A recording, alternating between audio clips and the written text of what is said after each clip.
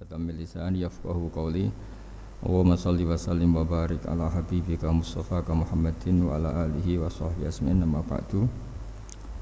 Yang sangat saya hormati Bapak Peri Warjio dan anggota Dewan Gubernur. Di samping kanan saya juga saya hormati Bapak Andri Prasmuko dan juga Bapak Duyanto dan semua anggota Dewan BI yang saya hormati.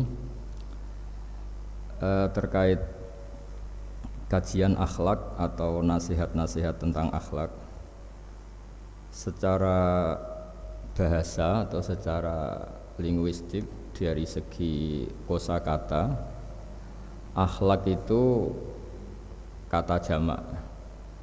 Jadi kalau orang baik secara fisik, orang Arab bilang kholqon, secara fisik. Kalau secara moral, orang Arab bilang khuluq atau akhlak. Lalu urgensinya dengan kita sebagai bangsa, sebagai umat Islam atau sebagai manusia, itu beberapa nabi, di antara pujian Allah kepada para nabi adalah karena kebaikan akhlaknya. Lalu kebaikan akhlak ini punya urgensi dalam agama jika akhlak itu benar secara hukum, secara halal haram. Ini yang jarang orang mengingatkan. Jadi misalnya begini, senyum itu sunat, itu ya, baik gitu. Oke, kita sepakat senyum itu sunat. Tapi para penipu itu juga senyum, karena kalau tidak senyum itu tidak bisa nipu gitu. Mungkin wanita nakal ya juga senyum. Orang-orang bisnis yang bodong biasanya cara ngerayu juga pakai senyum. Maka senyum ini berstatus nilai ibadah setelah kepastian target itu halal atau dalam konteks sesuatu yang disahkan agama. Sekali ndak, maka yang menjadi tidak halal. Ya, tadi senyumnya orang yang mau nipu, senyumnya lembaga-lembaga atau apa yang bodong atau apa sajalah. Nah, ini yang jarang orang mengkaji. Maka sebelum mengkaji tentang akhlak itu penting, itu dikaji dulu status halal haramnya. Ya kayak tadi misalnya senyum itu sunat, senyum itu ibadah, kata Rasulullah tasaddaqu walau bitalqati wajhin, bersedekahlah meskipun hanya dengan senyum. Itu setelah ada kepastian status apa? Halal. Tapi jika orang itu mau nipu itu juga pasti senyum gitu. Orang yang mau menggoda lelaki juga pasti senyum, lelaki yang goda perempuan juga senyum, dan kadang konteksnya tidak dalam hal-hal yang dibenarkan syara. Sehingga kepastian halal haram ini nomor satu. Terus kedua, akhlak ini yang menurut disiplin fikih, ini memang agak jelimet ya, tapi nanti Anda mudah memahami. Akhlak, misalnya ekspresi senyum atau ceria, itu dianggap sunat. Kalau dalam fikih dianggap sunat. Sunat itu ya tidak sampai wajib. Tapi ada konteks tertentu yang sunat ini menjadi wajib. Misalnya kita sebagai dai ya, sebagai ustadz itu, orang-orang yang nakal ini bawaannya senyum, ramah itu. Tapi kita yang ustadz ini bawaannya merengut, cemberut. Sehingga kecenderungan orang itu ngidolakan yang nakal, meninggalkan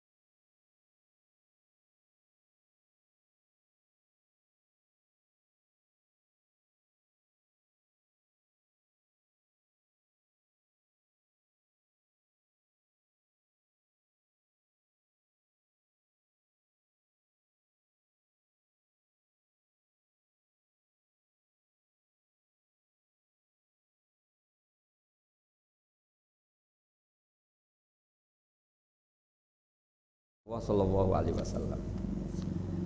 Nah ini penting saya jelaskan supaya orang itu bicara akhlak. Akhlak itu tadi sudah saya katakan, senyum itu baik, ramah itu baik. Tapi setelah status hukumnya itu halal gitu, ya. Jadi kalau sebelum status hukum itu halal, ini ya ramahnya menjadi tidak baik. Misalnya kamu punya istri cantik, kemudian dia ramah sama lelaki siapapun, kamu kan pusing.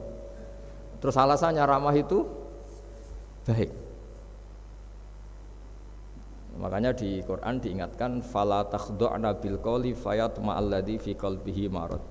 Orang-orang solihah, orang-orang yang afifah, wanita-wanita terhormat, jangan terlalu ramah sama lelaki lain, karena lelaki lain yang kamu ramahin, kalau kebetulan dia ada orang baik, pikiran ramah kamu ini ditafsirkan yang macam-macam.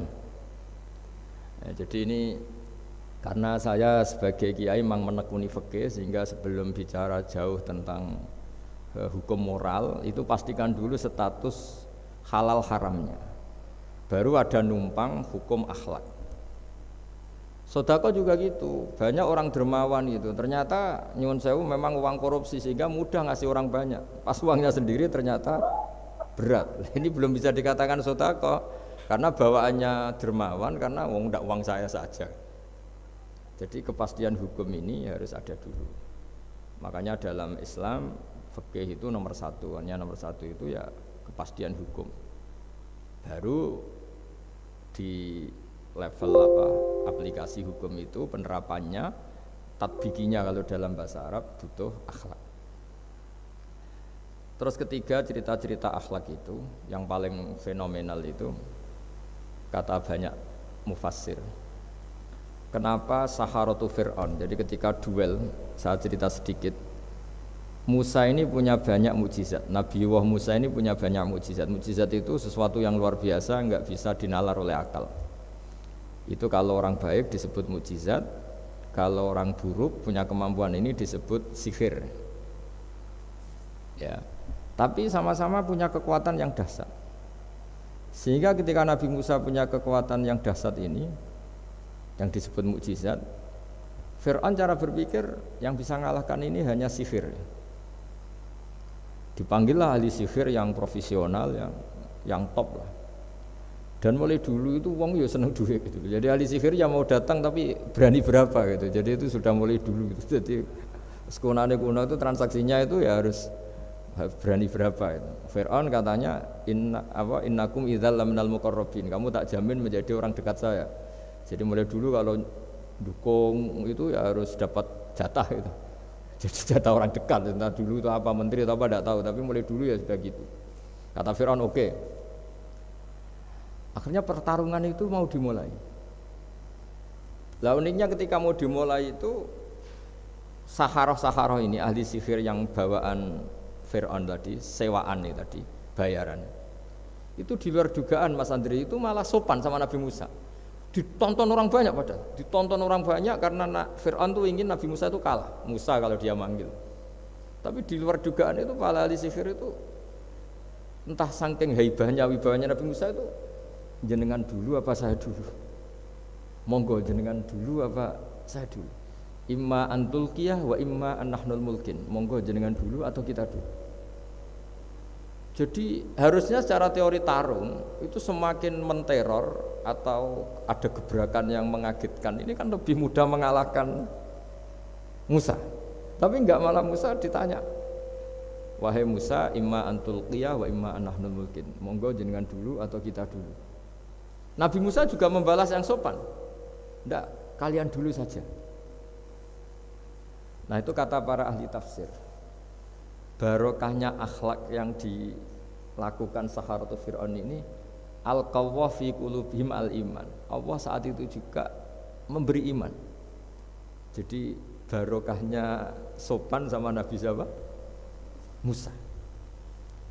Jadi barokah akhlak paling fenomenal dalam dunia tafsir adalah ketika Saharatu Fir'aun mendapat berkahnya adab, berkahnya akhlak sampai iman. Sehingga kalau dalam khazanah-khazanah Islam, amal yang paling mudah diterima Allah itu diantaranya satu itu akhlak, dua sedekah. Dalam cerita-cerita kitab yang saya pelajari, sedekah juga gitu. Ada orang itu saking bejatnya, dia seorang kaya raya. Itu saking bejatnya itu cara berpikir itu menurut dia ya rasional, tapi ngawur sekali.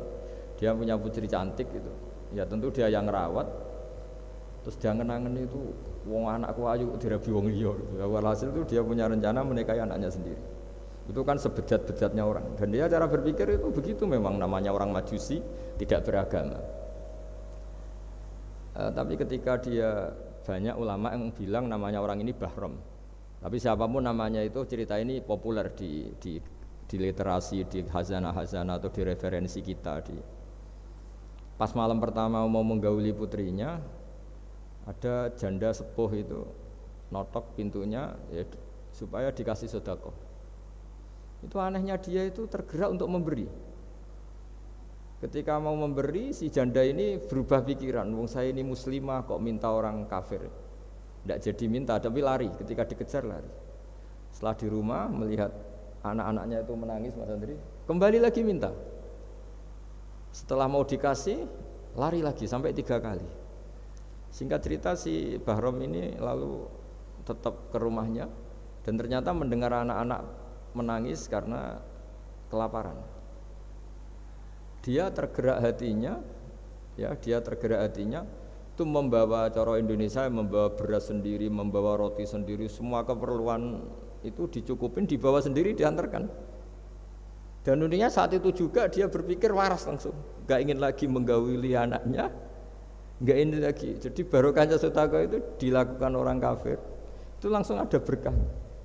Sampai saat itu dia iman, dan hebatnya ada seorang wali di era itu mimpi disuruh menghormati si Bahrom ini, bahwa ini umat saya, ini walhasil itu sampai diapresiasi.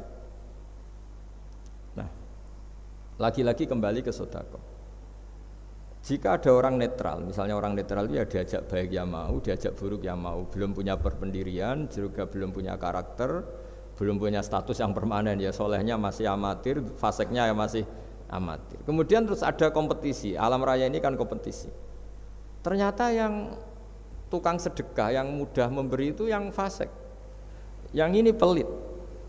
Jangan-jangan kita disalahkan Allah ketika orang yang netral ini jadi orang fasik. Karena apa? Kenangannya dengan orang fasik mendapat keenaan sedekah atau servis, kenangannya sama orang soleh tidak mendapat. Malah dikongkon terus jadi panitia pengajian, kan kesel ya. Nah, kalau dibebani terus. Sehingga di antara ciri agama ini qalilul maunah, agama ini harus berbiaya murah. Itu hal-hal yang harus kita perhatikan. Nah, kecuali ini sudah orang yang punya karakter, memang sudah orang soleh, memang bawaannya ingin mendukung yang kanan, yang ahlul yamin, ya, hanya suka kebaikan. Ini kan kita bicara orang yang belum punya karakter. Kalau yang soleh kan karuan, dirayu yang ini sudah tidak mau, meskipun yang ini ngel-ngelo terus tetap nggak masalah yang kanan ini. Nah, ketika kita ngelola anak Mas Andri ini, Mas Dwi ini karena yang ada jadi saya pakai contoh. Saya punya kenangan dalam hal ini itu sangat miris ya. Ada orang sepuh soleh, cerita anaknya itu sekarang kerja di Jakarta tidak sholat, padahal itu ya orang soleh, orang baik. Dan dia kenapa datang ke saya? Karena minta maaf dulu pernah dengan tanda ketik pernah menyalahkan bapak saya, menyalahkan kiai-kiai yang lunak. Bapak saya dulu ya di dalam ada TV, ya ada sepeda motor, ya umumnya orang. Ternyata kasusnya itu sederhana Mas Andri. Anaknya kiai ini, orang soleh lah, itu karena saking ketatnya itu di rumah nggak ada TV, juga nggak ada motor. Sehingga kenangan pertama lihat TV ya di servis orang yang nyuwun sewu tidak sholat. Kenangan pertama pakai motor ya dipinjemin orang yang enggak sholat. Sehingga bawaannya dia punya utang jasa sama orang yang tidak baik lah gitu. Akhirnya ini enggak jadi idola. Orang tuanya meskipun sholat enggak jadi idola. Dan orang tuanya itu enggak punya TV supaya waktunya enggak habis untuk nonton TV. Enggak punya motor biar enggak keluyuran. Niatnya baik, sangat baik. Tapi karena terus ini tuh tadi kembali ke tadi al-insan abdul ihsan, manusia itu budaknya kebaikan. Kenangannya lihat TV ya sama orang yang nggak bener ini. Kenangannya pakai motor ya pakai. Akhirnya ikut merantau ini ke Jakarta. Singkat cerita terus akhirnya dia katut temannya yang enggak sholat. Nah, ini yang di sini jika kamu mengelola agama ini secara tidak simpatik, lan faddu min khalik, pasti orang itu bubar. Nah, singkat cerita terus karena dia mungkin orang soleh ya, tetap doanya didengar Allah. Dia nangis-nangis berdoa di depan Allah, terus minta maaf sama kiai-kiai yang pernah disalahkan, yang terlalu longgar sama anaknya. Karena bapak saya termasuk orang yang longgar. Mbah Mun saya tahu di dalamnya ya ada TV, ada motor, umumnya anaknya difasilitasi. Lalah anaknya itu terus diparingi Allah tobat kembali. Terus dia menservis anaknya dengan umumnya orang. Jadi yang bahaya itu bukan tidak ada TV-nya, tapi kenangan pertama tahu TV ini. Bagi anak yang nggak pernah lihat TV itu kan diberi hak lihat TV itu spesial. Sama bagi anak yang sama sekali nggak ada motor itu kan dikasih pinjaman motor itu kan spesial. Jadi kesimpulan dari ngaji akhlak ini harus dikawal supaya mengawal kebaikan. Jangan sampai anak kita, keluarga kita punya utang jasa sama orang yang enggak benar sehingga dia ngidolakannya orang yang enggak. Ya tadi misalnya kadang-kadang orang enggak benar itu ketemu temannya, ayo ngopi-ngopi, beres. Yang ini kita sebagai orang tuanya mau ngopi saja ditanya, jam segini kok ngopi? Apa saja salah, jadi bawaannya di rumah disalahin, bawaannya di luar dibebasin. Akhirnya kenangannya kan ini buruk. Nah, ini hal-hal seperti ini yang kita harus hati-hatilah ngelola kebenaran. Makanya ada cerita di kitab Risalah Qusyariyah juga diulang lagi di Ihya. Ada orang Majusi. Ya bayangkan dulu itu kan padang pasir, di jalan nggak ada air, juga nggak ada warung Mas Andri, juga nggak ada ATM. Jadi bayangkan dulu. Jadi cerita ini harus dibayangkan dulu. Kalau sekarang kan nggak kebayang ada orang kelaparan di perjalanan. Makanya dulu tuh hukumnya ekstrim. Siapa yang iman billah wal yaumil akhir harus memuliakan tamunya. Dulu tuh ukuran memuliakan tamu itu nomor satu ya dikasih makan. Sehingga kalau ada tamu dari jauh, Nabi itu kalau nggak bisa ngasih makan dilelang. Siapa sahabatku yang bisa ngasih makan? Karena orang itu sekali mertamu ya memang kelaparan betul. Perjalanan 2 hari nggak ada warung, nggak ada ATM, nggak bisa mampir ke kantor cabang minta fasilitas kan nggak bisa. Kalau pejabat kan bisa, dari Jakarta mampir Semarang mampir Kragen bisa. Singkat cerita dilelang sama dia, siapa yang bisa? Masyhur kan cerita itu, ada orang yang sebetulnya miskin, saya ya Rasulullah, ternyata yang dikasihkan itu makanan jatah apa? Anaknya, kan masyhur cerita itu. Sekata dia pulang, terus lampunya pura-pura dimatikan, terus anaknya disuruh menidurkan, terus dia pura-pura nemani makan, padahal hakikatnya yang makan itu hanya tamunya. Saat itu juga Allah menurunkan wahyu kepada Rasulullah SAW. Allah memuji perilaku sahabat ini karena bisa ngasih makan tamu. Jadi dulu itu yang namanya tamu itu kalau nggak dihormati taruhannya nggak iman, karena nasibnya sampai seperti ini karena dulu seperti itu. Nah kembali lagi ke cerita tadi. Tamu makanan atau tamu atau apa sajalah. Itu servis sosial ini nomor 1. Kalau enggak, seorang lagi ya, kalau enggak, itu ya orang terus enggak simpati. Nah, sehingga karena taruhannya seperti itu sampai Allah lewat binaan kekasihnya, maka na yu'minu billahi wal yaumil akhir falyukrim dhaifa. Singkat cerita suatu saat Nabi Ibrahim itu punya tamu, orangnya Majusi. Majusi itu enggak mukmin. Majusi itu lebih buruk ketimbang Yahudi, lebih buruk ketimbang Nasrani karena ada ahli kitab sama sekali. Kalau di Quran kan dibedakan, ada kafir ahli kitab yang masih percaya Tuhan, yaitu Yahudi Nasrani, ada yang sama sekali sudah tidak percaya Tuhan. Itu Majusi, nggak punya kitab. Orang Majusi datang ke Nabi Ibrahim karena beliau terkenal Abu Duyuf, bapak dari segala tamu. Beliau itu nggak mau makan kecuali bareng tamu, bareng anak yatim, saking solehnya Nabi Ibrahim. Saya ulang lagi, bayangkan dulu, memang makan itu luar biasa. Sekarang kan biasa karena tamu sudah makan dulu di warung, nginepnya di hotel, malah kadang disuguhi udah mati makan karena nggak selera, ribet malah tamu sekarang. Malah komplain bila perlu sudah ribet.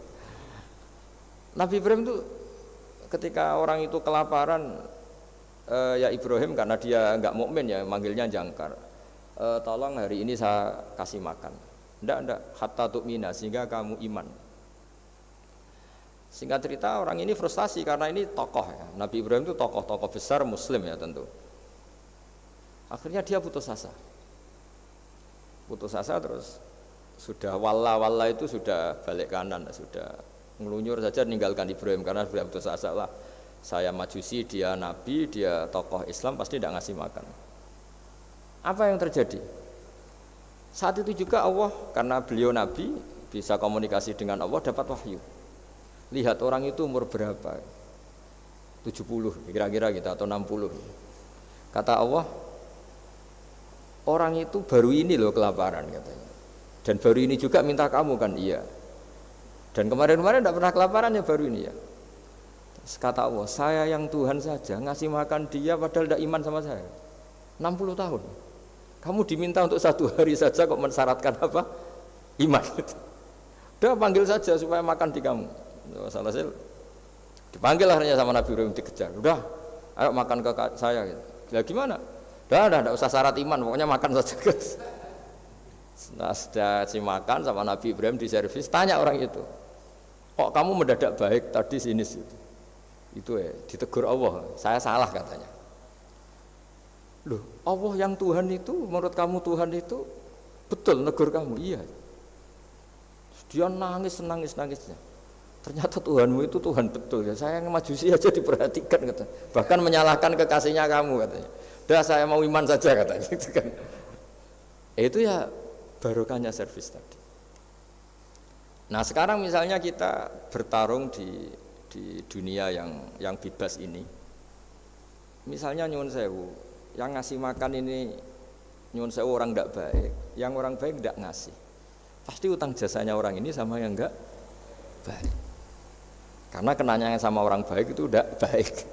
Nah, ini yang dimaksud walaupun tafadzun khalidul qalbi lan faddu min khalid. Kalau orang mengelola Islam dengan cara yang kurang baik, maka akan melahirkan orang lari.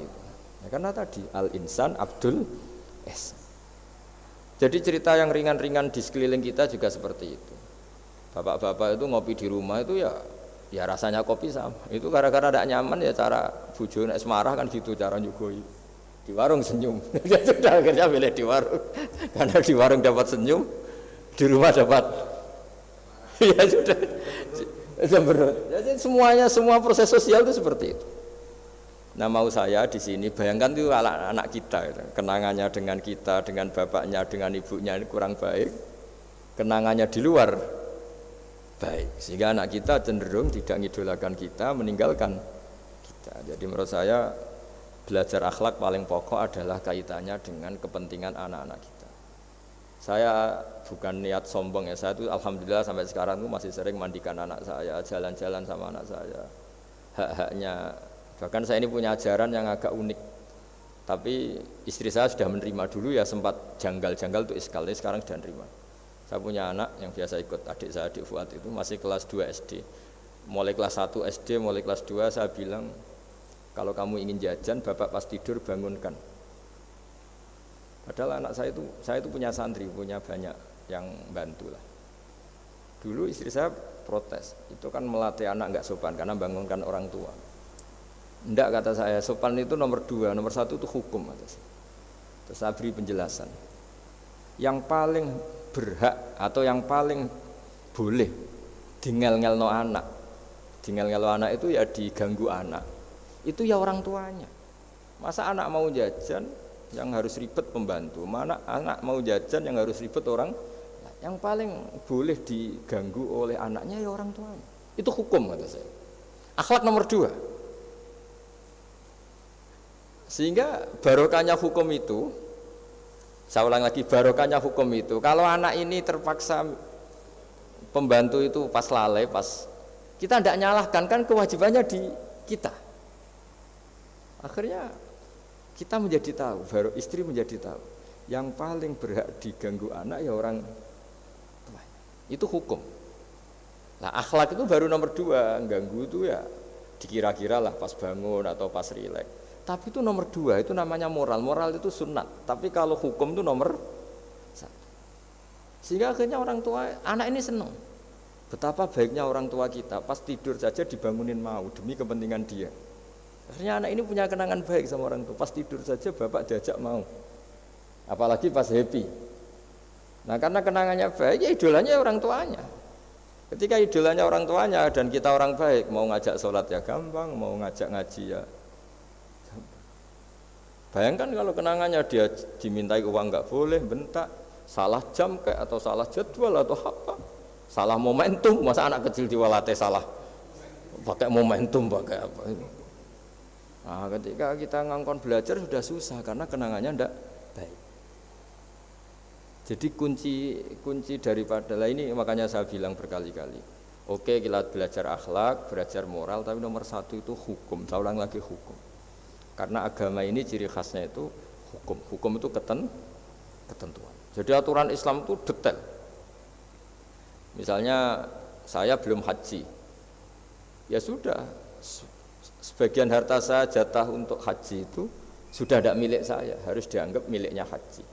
Sehingga kalau saya meninggal setiap saat, yang boleh diwaris oleh anak cucu saya hanya yang melebihi dari biaya haji. Makanya di Indonesia disebut gaji amanat. Gaji amanat itu orang yang sebetulnya sudah mampu haji tapi tidak kober haji. Itu kalau sudah meninggal harus ada jatah haji yang dianggarkan untuk haji apa? Amanat. Baru sisanya boleh diwaris. Karena ini hukum. Lah nanti di akhirat juga Allah pakai hukum. Kalau ada anak nggak sholat, yang pertama disalahkan orang tuanya. Kenapa ini tidak sholat? Semua kesalahan anak-anak kita adalah dibebankan ke kita. Ya, jadi saya mohon cerita-cerita akhlak ini jangan sampai hanya nyuwun sewu moral dengan arti kenyamanan sosial, tapi kembalikan ke Allah dan apa? Rasul. Sehingga ini yang terakhir saya cerita hadis yang populer sekali. Ada 3 hadis yang populer dan ini sampean semua pasti hafal. Maka na yu'minu billahi wal yaumil akhir fal yukrim jarahu. Terus ada yang fal yukrim dhaifahu. Terus yang ketiga fal yakul khairan aw liyasmut. Berkata baik atau kalau enggak bisa berkata baik ya apa diam.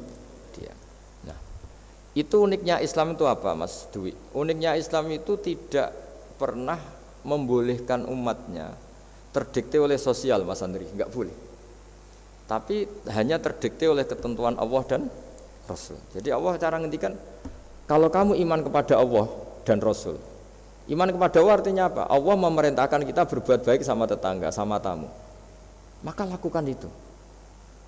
Sekali tidak demi Allah dan Rasul, berarti Anda didikte oleh hukum sosial. Kalau tetangga baik ya kita baik, kalau dia buruk ya kita ikut buruk. Itu artinya apa? Kita tidak didikte oleh hukum Allah dan Rasul, tapi didikte oleh hukum apa? Sosial. Islam itu agama yang hubungannya manusia itu dengan Allah, bukan dengan sosial. Sehingga ketika baik sama tetangga pun itu karena perintah Allah. Sehingga kalau suatu saat kecewa tetangga kita itu kurang ajar misalnya, ya kita tetap nyaman saja karena kita baik itu atas perintah Allah. Makanya masyhur di kalangan ahli hadis ada dawuh Nabi, la takunu imma'atan. Taquluna in ahsanan nas ahsanna wa in dzalamuna dzalamna. Kamu jangan jadi orang yang didikte sosial. Kalau orang baik kamu baik, kalau orang buruk kamu ikut buruk. Itu namanya orang yang enggak punya prinsip. Tapi walakin wattinu anfusakum, kata Rasulullah. Kuatkan prinsip kamu, jika manusia baik kamu akan baik, dan manusia ketika buruk kamu pun tetap ingin baik. Nah, dengan demikian itu berarti kebaikan kami itu atas perintahnya Allah dan Rasul, bukan atas nama sosial. Sehingga misalnya ada orang birrul walidain, ibunya bawaannya cerewet, mbahnya cerewet, ya tetap baik. Tapi kalau kamu didikte sosial, sekali ibu kamu bawel, males lah ketemu ibu bawel. Nah, ini berarti kamu belum didikte Allah dan Rasul, tapi didikte itu hukum apa? Sosial. Sehingga untuk menutup mauidhah ini, saya sering cerita di mana-mana di kitab Ihya itu ada cerita, ada seorang pemuda yang kurang ajar sekali itu. Ada kiai dipanggil, Pak Yai silahkan ke rumah saya. Ya kira-kira cara sekarang mungkin 500 meter datang. Setelah sampai depan rumahnya, sudah Pak Yai saya tidak punya kebutuhan sama kamu. Itu kiainya senyum, rileks.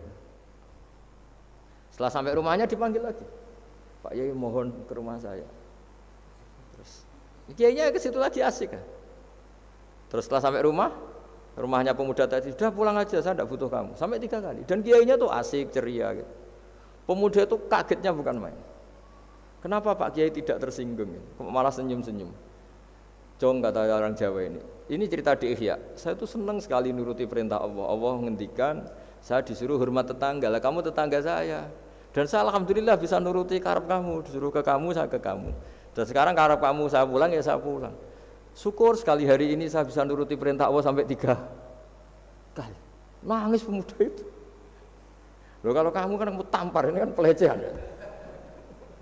Itu kan kurang ajar betul, kiai digambar. Tapi wali-wali itu enggak berpikirannya tidak seperti itu. Kalau kamu tidak wali ya memang aneh pikiran itu, tapi yang benar ya itu. Nah, jadi lewat ngaji ini saya mohon dah semua teman-teman yang di BI maupun seluruh kita, akhlak itu nomor 1 dengan makna, tapi setelah kepastian hukum. Lagi setelah kepastian hukum. Jadi misalnya senyum itu sunat karena kita merayu mitra bisnis untuk bisnis yang halal. Tapi kalau bisnis kita bodong, ya semua orang yang ingin nipu kan ya pasti senyum lah. Berarti yang pahalanya besar ya orang-orang penipu, karena senyumnya lebih sering timbang yang enggak nipu. Jadi artinya akhlak itu menemukan momentum sebagai ibadah setelah ada kepastian hukum halalnya. Tapi kalau enggak ada kepastian hukum halalnya, ya ini senyum itu dievaluasi tadi. Misalnya orang ngerayu juga harus senyum, orang nipu juga harus senyum. Ini yang mungkin banyak diabaikan. Saya kira demikian, dan mohon maaf karena sebetulnya kalau andekan tadi jalannya normal mungkin saya agak terlambat. Itu kan banyak lubang-lubang karena itu biasanya kan karena hujan itu. Tapi ya saya suka tetap terlambat biar keren, pernah nunggu kiai. Jadi kalau dalam teori agama itu sama kok. Sholat, Nabi itu pernah sholat isya itu setengah 3 dini hari. Sahabat biasanya kan beliau suka awal waktu. Terus ketika sahabat tanya, kata Nabi, malam ini spesial karena kamu lama sekali nunggu sholat. Enggak semua orang malam ini bisa menunggu sholat. Jadi artinya bawaannya itu nunggu kebaikan. Jadi di antara trik atau resep husnul khotimah, ya ini sebagai penutup ngaji, resep husnul khotimah itu innallaha ta'ala yubahi malaikatahu, Allah membanggakan kita, yubahi bikum malaikatahu, Allah bangga dengan kita. Di antaranya apa Mas Andri? Umatnya Rasulullah SAW itu kalau habis subuh ditanya, ngapain kamu hidup? Nunggu sholat duhur. Ngapain kamu hidup setelah sholat duhur? Nunggu sholat asar. Sehingga kita ini menunaikan fardu yang diwajibkan Allah dan menunggu datangnya fardu yang lain. Jadi orientasi kita fahijratuhu ilallah wa rasulih. Tapi kalau kita orientasinya mapan, kenapa kamu hidup? Saya mau mati setelah mapan, saya mau mati setelah jabat.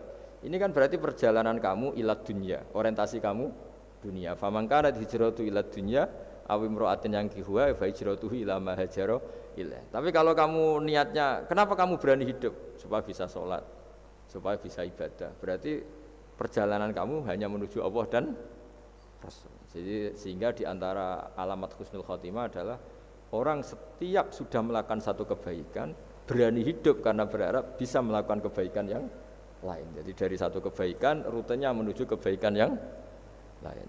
Ya, saya kira demikian dan mohon maaf. Assalamualaikum warahmatullahi wabarakatuh.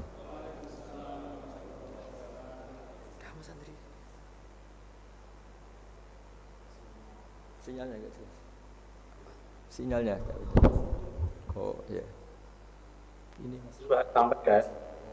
Topik kita pada malam hari ini adalah bersyukur, sabar sebagai kunci menjadi muslim yang baik, yang bahagia.